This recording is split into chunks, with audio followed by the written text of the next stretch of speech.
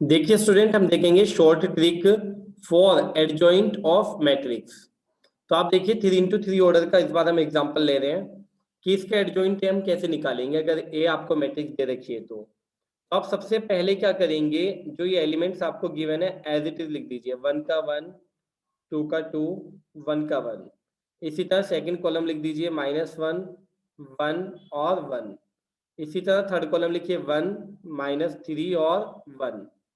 अब इसके बाद स्टूडेंट्स हम क्या करते हैं, जो आपको R1 दिखाई दे रही है ये आपकी R2 या आपकी R3, तो आप R1 को दोबारा रिपीट कर दीजिए नीचे, यानी कि क्या 1, -1 और 1। इसी तरह से R2 को भी रिपीट कर दीजिए आप। इसमें R2 को आप कैसे रिपीट करेंगे, क्या लिखेंगे, देखिए R2 में आप देख सकते हैं, बड़े अच्छे से समझ भी सकते हैं इसको। ठीक है, आपका ये है आपकी R2 2, 1 और -3। कहने का मतलब ये हुआ मेरे, यहाँ पर आप देखिए और समझिए कि ये क्या है, आपकी R1 है, ये क्या है आपकी R2 और ये क्या है आपकी R3। और फिर दोबारा से आपको क्या लिखना है, आपको यहाँ पर भी दोबारा से बच्चों क्या लिखना है, यहाँ पर R1 ही लिखना है और यहाँ पर R2 ही लिखना है। अब स्टूडेंट सोचेंगे R3 भी लिखना है, नहीं, सिर्फ एक बार देखिएगा, अभी हम इसकी प्रैक्टिस करेंगे, बहुत ईजी हो जाएगा। अब जो ये आपका C1 आपको दिखाई दे रहा है, C2 और C3, तो इसी तरह से C1 पूरा लिख दीजिए दोबारा से आगे। यहाँ पर आप देखिए C1 दोबारा लिखिए, यानी कि 1, 2, 1, 1 और 2। इसी तरह स्टूडेंट्स आप C2 लिखिए, तो C2 जब आप लिखेंगे तो क्या आएगा, आप देखिएगा -1, 1, 1, -1 एंड 1।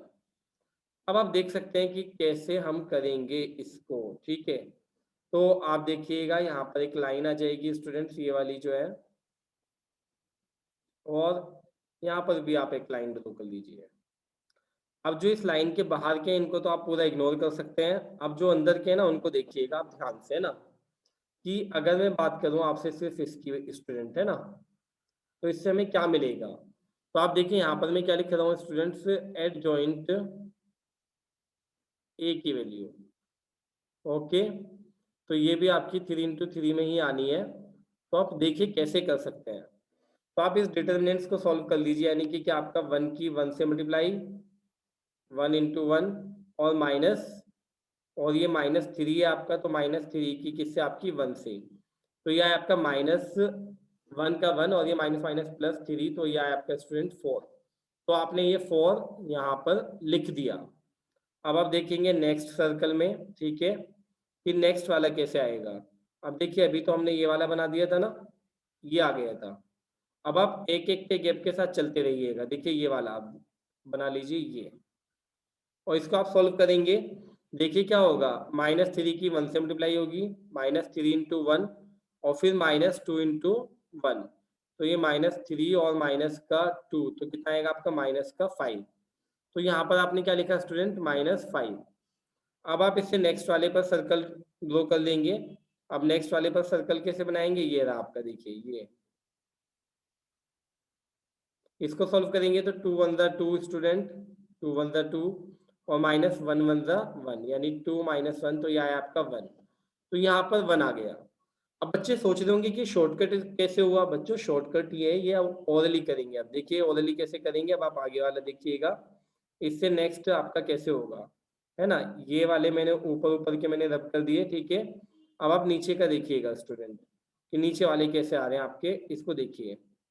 तो आप देखिए अब ये वाला, तो अभी सर्कल भी बनाने की जरूरत थोड़ी पड़ेगी आपको, ये तो डायरेक्टली हो जाएगा 1 1 1 और माइनस माइनस प्लस 1 1 1 1 और 1 2 आपका।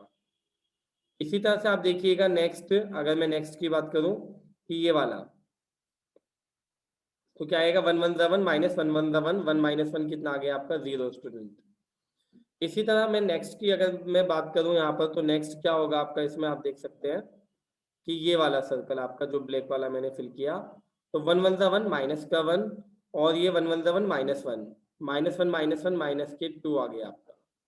इसी तरह से बिल्कुल सिमिलरली आप क्या करेंगे, इसको तो आप हटा देंगे, ये वाले जो सर्कल्स है आपके ऊपर वाले।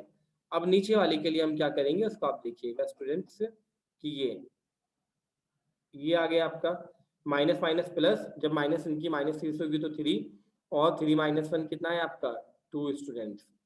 इसी तरह से अब आप ये वाला सर्कल देख लीजिए, कलर चेंज करने की जरूरत नहीं है। 2 1 2 और माइनस माइनस प्लस 3, तो 2 और 3 कितना हुआ स्टूडेंट? यहाँ पर आपका 5 हो गया। यहाँ आप क्या कह सकते हैं कि ये 5 हो गया। और फिर आप इसके आगे वाला देखेंगे तो इसके आगे क्या आ रहा है आप देखिए स्टूडेंट, ये वाला। तो इसमें हम क्या करेंगे स्टूडेंट, 1 1 1 और ये माइनस माइनस प्लस 2, तो कितना आएगा स्टूडेंट आपका? ये 1 और 2 आपका 3 हो जाएगा स्टूडेंट ये। तो यहाँ तक कोई इश्यू नहीं है। और अब इसका हम ट्रांसपोज कर देंगे तो ये क्या होगा, एडजॉइंट आ जाएगा इसका।